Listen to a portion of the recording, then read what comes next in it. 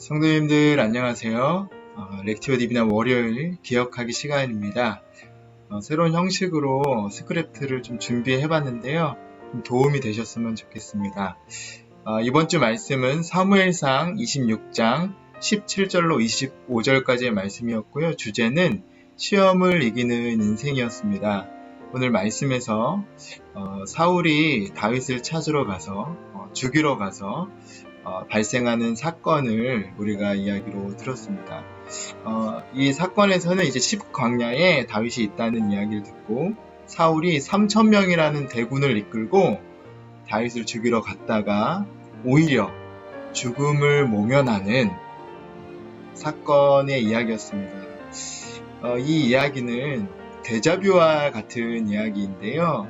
26장에서는 다윗이 사울을 죽이러 들어갔다가 창과 물병을 가지고 다시 돌아오는 일이 있었고요. 지난주에는 저희가 첫 번째 사건, 사울이 이제 변을 보러 동굴에 들어갔다가 그것을 발견한 다윗이 사울을 죽이지 않고 옷자락만 베어서 나오는 사건이 있었습니다. 이렇게 데자뷰와 같은 일들이 일어났는데요. 사울은 첫 번째 죽음을 모면한 사건에서 다윗을 죽이지 않겠다는 결심을 하고도 다시 악행을 저지르고 맙니다. 이처럼 사울의 실패와 후회, 그리고 다시 악행을 저지르는 데자뷰와 같은 일들이 일어났다는 건데요. 그래서 반대로 이것을 다윗의 관점에서 보았다면 이것은 기회였습니다. 그리고 유혹의 시간일 수 있었다는 것이죠. 승리라는 유혹에 빠질 뻔했던 다윗, 잠들어 있던 사울을 죽일 수 있는 기회가 있었습니다. 그리고 승리를 쟁취할 수 있었던 시간이었죠. 다윗에게 있어서 사울을 죽였을 때 얻을 수 있는 것들이 많았습니다. 그리고 이런 상황 오기가 힘든 기회였죠. 그래서 다윗과 함께 있었던 아비새가 이 기회를 놓치지 말라고 말합니다. 우리는 어떤 선택을 할 수 있었을까요? 다윗에게 이 시간은 시험의 시간이었습니다.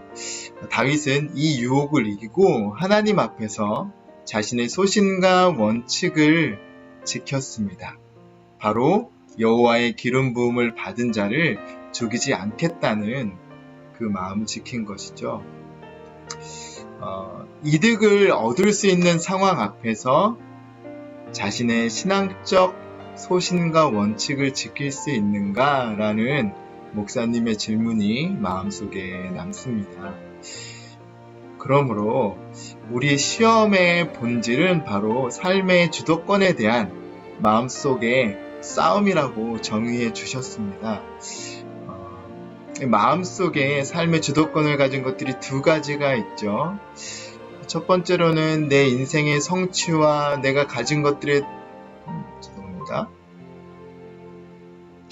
첫 번째로는 내 인생의 성취, 그리고 내가 가진 것, 권력, 인맥, 이런 것들이 하나의 마음이었고요. 다른 한쪽으로의 마음은 공의로우시고 신실하신 하나님을 고백하며 하나님께 맡기는 마음. 이 두 가지 마음에 대한 싸움, 이것이 시험의 본질이라고 합니다. 우리는 과연 이런 마음에서 어떤 것들을 선택해서 승리할 수 있을까? 라고 생각하고 고민할 수 있을 것 같습니다. 결론적으로 그러므로 우리는 이 세 가지를 기억해야 되는데요.